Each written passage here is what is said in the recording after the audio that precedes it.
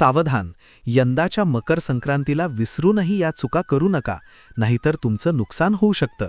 संक्रांतीच्या दिवशी कोणत्या 7 गोष्टी टाळायच्या, शुभ मुहूर्त कोणता आणि जीवनात समृद्धी आणण्यासाठी नक्की काय करायचं. मकर संक्रांती 2026 ची संपूर्ण माहिती आज आपण या व्हिडिओमध्ये पाहणार आहोत. शेवटपर्यंत नक्की पहा. मकर संक्रांतीचं महत्त्व. मकर संक्रांत म्हणजे चैतन्याचा सण.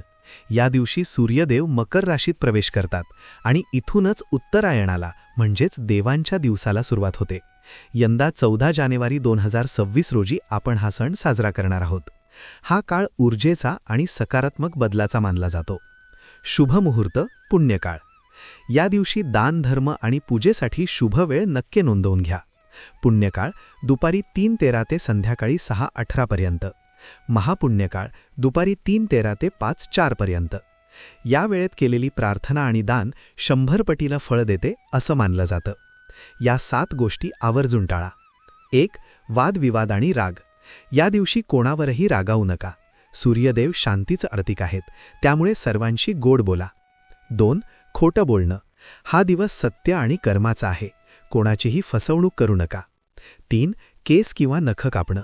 शास्त्रांनुसार या दिवशी केस किंवा नख कापल्याने घरातील सकारात्मक ऊर्जा कमी होते.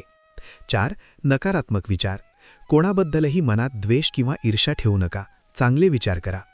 5. तामसिक आहार.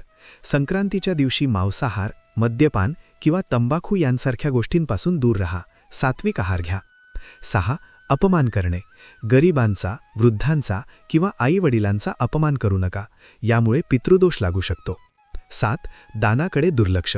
या दिवशी दान न करणं ही मोठी चूक ठरू शकते. तीळ, गूळ, धान्य किंवा वस्त्रांचं यथाशक्ती दान नक्की करा. तीळगुळ आणि संस्कृती. तीळगुळ घ्या, गोड बोला. हा केवळ संवाद नाही, तर नातल्यातला कडवटपणा दूर करून गोडवा वाढवण्याचा मंत्र आहे. थंडीच्या दिवसात तीळ आणि गूळ आरोग्यासाठीही उत्तम असतात.